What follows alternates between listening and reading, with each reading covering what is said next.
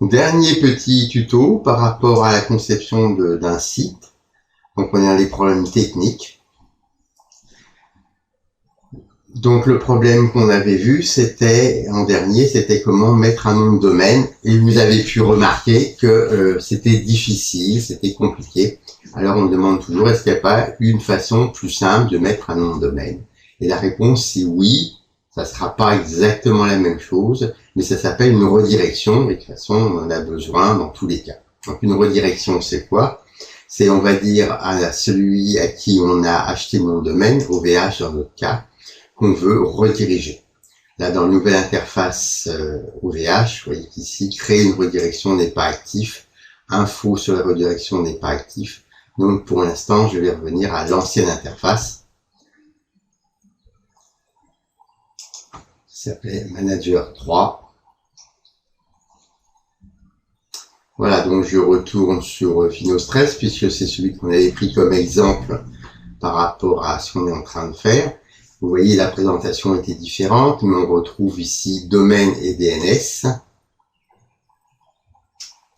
Et dans domaine et DNS, on retrouve zone de DNS, c'est ce qu'on a vu dans le tuto précédent. Et à côté, redirection sur lequel on va venir. Donc, voilà. Donc, zone de DNS, on reconnaît ici les DNS différents de type TXT, qui nous permet de déclarer TXT, voilà, qui nous permet de déclarer à Google que c'est bien notre site. De type CNAME, ici CNAME, on les voit tous, ici c'est le www, voilà, le premier www.vinostress.cname, qu'on redirige vers Google, ici, donc Google, et puis il y a donc aussi des redirections. Donc on revient avant. Voilà, redirection. Et là, vous voyez que le sous-domaine vinostress.vinostress est redirigé vers www.vinostress. Je vais l'éditer. Voilà, il y a des redirections de rien du tout avant. Donc ça veut dire que comme ça, quand la personne sur Internet va taper vinostress.fr ou ici anitafacia.fr, ou peu importe, sans mettre les 3 W devant, ça marchera tout de même puisque ça va rediriger vers. Vous avez deux possibilités, visible ou invisible. Visible, ça veut dire que ça donne complètement la main sur ce site, c'est ce que je veux, et invisible, ça va vous garder le titre. Et ça va, du coup, si on met invisible, il va falloir renseigner, puisque ça va masquer le site, vous allez renseigner le titre, la description, les mots-clés. Et c'est d'ailleurs cette technique-là qu'on peut utiliser si on ne veut pas faire tout le système qu'on a vu dans le tuto précédent. Vous allez tout simplement rediriger Vinostress ici vers le site de Google. Évidemment, je ne vais pas le valider. Voilà. Si ici je redirige anitafacia.fr vers site Google, automatiquement, quand quelqu'un tapera le site, il ira là. Invisible, ça veut dire que le titre restera celui que j'ai affiché. Dans ces cas-là, il faut que je lui mette un titre.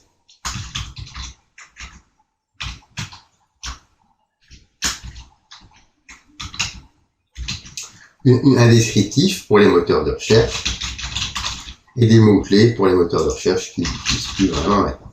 Voilà.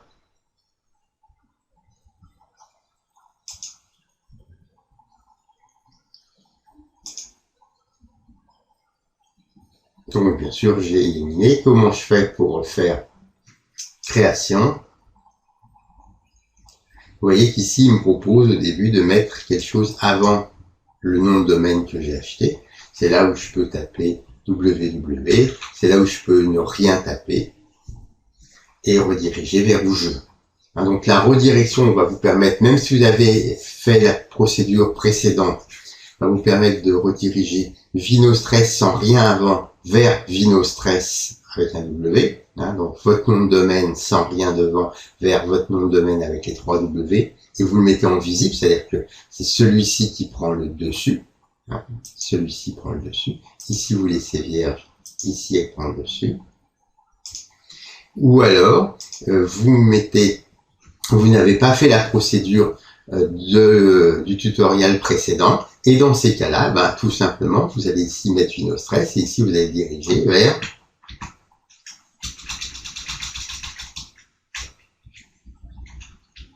voilà, tout simplement. Si vous laissez visible, dans ces cas-là, c'est le site Google qui prendra la relève, c'est-à-dire que la personne, qu'est-ce qu'elle verra? Elle verra comme ici, en haut, tout le titre qui s'affiche comme ça. Si vous le mettez invisible, dans ce cas-là, elle ne verra pas qu'elle est chez Google. L'inconvénient, c'est que les liens et tout vont pas suivre non plus. Donc, quand vous mettez en mémoire votre site, c'est toujours la première page qui sera en mémoire. Voilà. Donc, on peut dire ça, que si on utilise invisible, c'est la première page du site qui est toujours en mémoire.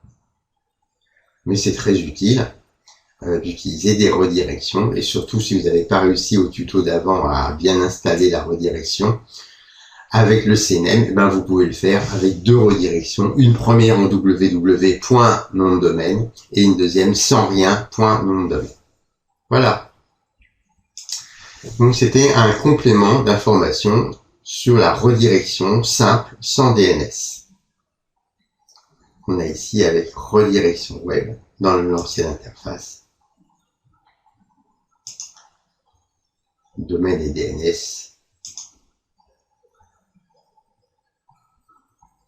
Zone de DNS ou redirection. On va revenir donc sur notre site. Qu'est-ce qu'on peut faire d'autre sur le site? Qu'est-ce qu'on n'a pas encore fait? Pour aller plus loin, je vous avais dit trucs et astuces. Première possibilité, voilà, c'était surtout c'était comment est-ce qu'on vient mettre ici l'écriture plus grande. Vous voyez, je vous n'ai peut-être pas, mais l'écriture est plus grande. Donc, comment changer les titres? Ça, c'est facile. Tout simplement, à chaque fois, je vais sur la page, je fais modifier la page. Et le titre qui est en haut sera le titre du menu.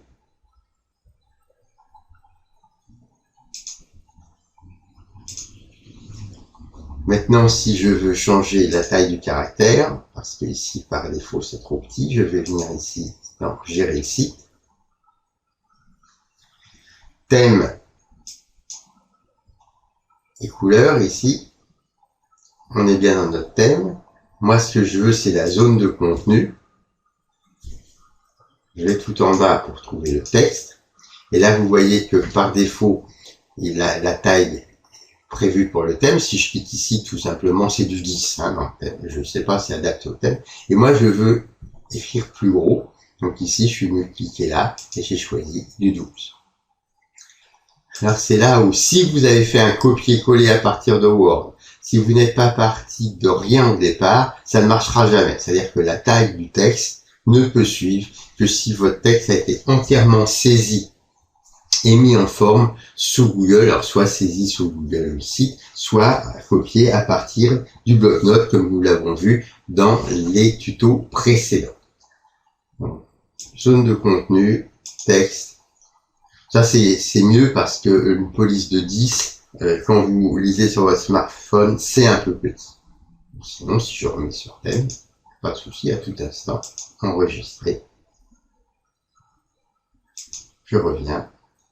Et vous voyez qu'ici, c'est écrit comme au début, en police de 10. Dernière fois, gérer le site. Thème, couleur et police. Zone de contenu. Texte. Police. 12. Enregistrer.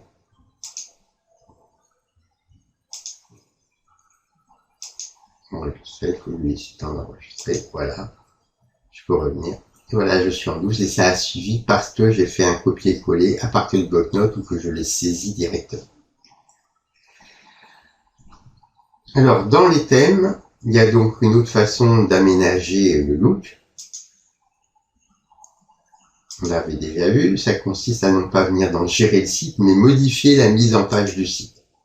Donc ça, c'est ce qui vous permet à chaque fois, dans la barre horizontale du haut, de venir rajouter les items ou les changer d'ordre s'ils vous conviennent pas.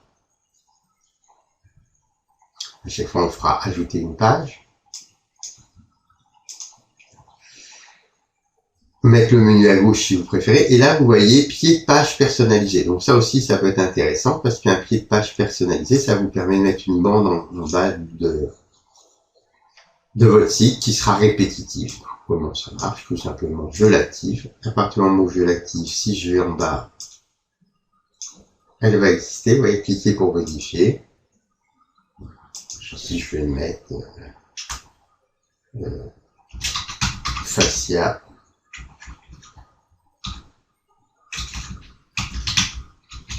Sur Grenoble, par exemple, si je veux que ça soit à chaque page. Et là, on est donc dans un petit traitement de texte, tout simplement. On valide. Vous voyez ici, ce qui est intéressant. Il y a aussi le pied de page standard de chez Google, vous voyez ici, et vous voyez imprimer la page. Il faut savoir que ce imprimer la page a l'avantage de vous faire une mise en page très épurée, notamment pour tous ceux qui ont des menus à gauche, etc. Ça vous sort le menu, ça vous permet d'avoir une feuille directement imprimée et épurée. Vous avez fait votre travail, vous êtes content et vous avez peur de faire des modifications. Alors n'oubliez pas que quand vous faites des modifications, dans gérer le site ici, vous avez tout ce qui est activité récente sur le site pour savoir les dernières modifs que vous avez faites. Voilà, vous voyez qu'est-ce qui a été changé, la page contact, la page log. Vous avez les pièces jointes que vous avez mis, vous les retrouvez toutes ici. Vous pouvez même recharger une pièce jointe sans la mettre sur une page. Alors ça va avoir un intérêt particulier, c'est pour changer le petit icône. Vous voyez en haut de chaque page, sur la plupart des sites, si je prends Finostress, vous avez ici un petit dessin. Ce petit dessin, c'est ce qu'on appelle le favicon. Comment on fait? Eh ben, on va l'importer directement ici dans les pièces jointes. Comment est-ce qu'on fait un favicon? Il faut l'avoir. Je vous conseille convertir une image, changer le format en ICO, créer un favicon. Ceci a l'avantage de vous permettre de transformer n'importe quelle photo que vous avez en favicon. Comment on fait? On fait choisir le fichier, on va chercher le fichier,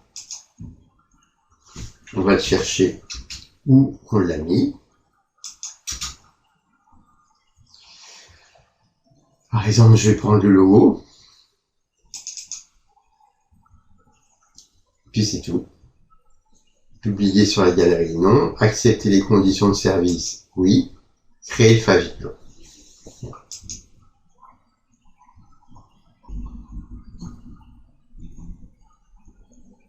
Et vous n'avez plus qu'à cliquer sur télécharger l'icône.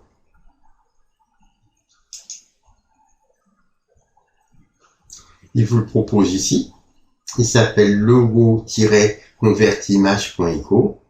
Vous l'enregistrez. Et vous irez le chercher pour le changer de nom. Il faut le changer de nom. Là, vous voyez, il doit s'appeler favicon.eco. À partir du moment où vous avez ce favicon.eco, vous pouvez ici importer favicon.eco.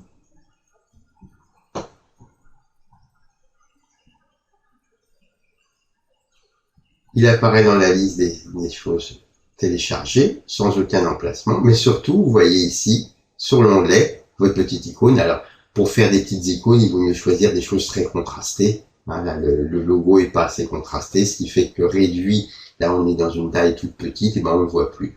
Et voilà le principe.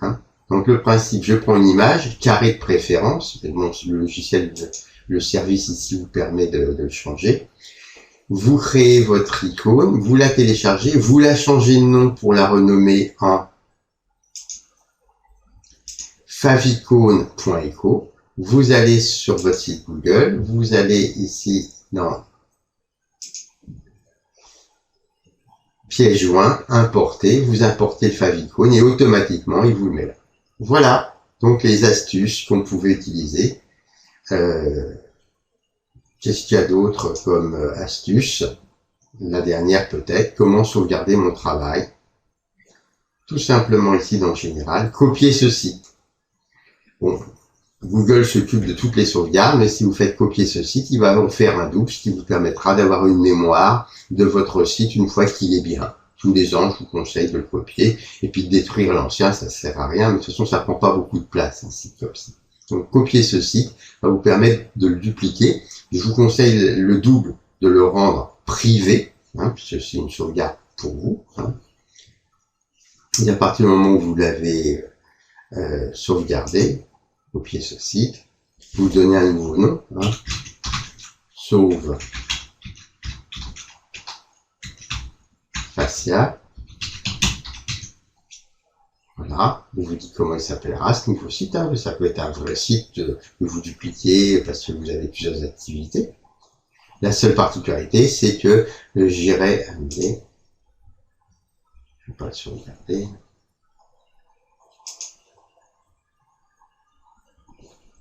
Dans partage et autorisation, sur ce site de sauvegarde, pour que les gens n'y aillent pas, que les moteurs de recherche n'y aillent pas, je ferai modifier et je mettrai personne spécifique.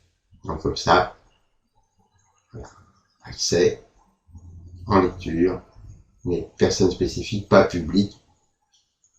Ça me permet d'avoir la petite sauvegarde. Alors, il y a d'autres choses qu'on n'a pas vues. On n'a pas vu les modèles de pages. Il y a plusieurs types de pages, mais on a vu les pages standards. Il existe des pages pour faire des blogs. Il existe des pages pour faire des listes de données. Les scripts, alors ça c'est très compliqué. Les éléments supprimés quand vous les avez supprimés par erreur. L'adresse web, tout ça on a vu. Et puis dans les thèmes, vous pouvez vous amuser à l'infini.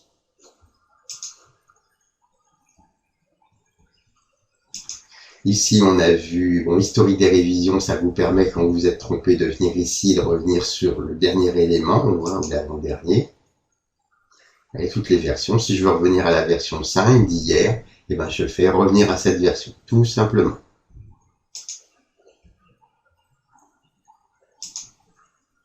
Paramètres de la page, on avait vu. Imprimer la page, copier la page, voilà. Afficher un aperçu en lecteur, c'est utile pour avoir la barre du haut. Modifier le site, gérer le site, partage l'autorisation qu'on peut avoir par ici, dans gérer le site ou en haut à droite. Et puis, tout ce que vous n'avez pas trouvé, vous allez dans l'aide Google. Et il y a aussi un forum.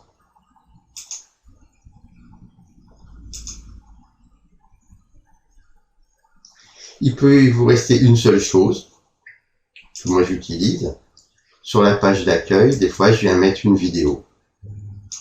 Alors cette vidéo, c'est très simple à faire si elle est sur YouTube. Vous venez où vous voulez, par exemple ici. Vous faites insertion YouTube. Et là vous voyez qu'il n'y a pas de souci, ça se fait directement. Si c'est une autre type de vidéo ou autre, vous verrez, on vous donne un code qui s'appelle un code iframe. Et le code iframe, il faut aller chercher dans Autres gadgets.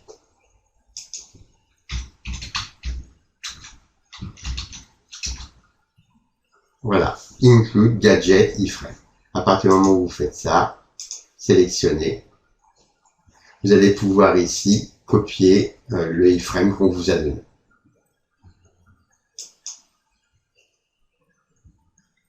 Personnellement, je m'occupe, même si j'ai fait mes vidéos ailleurs, je les duplique sur YouTube, comme ça me permet de les intégrer directement sans souci. Donc vous voyez ici.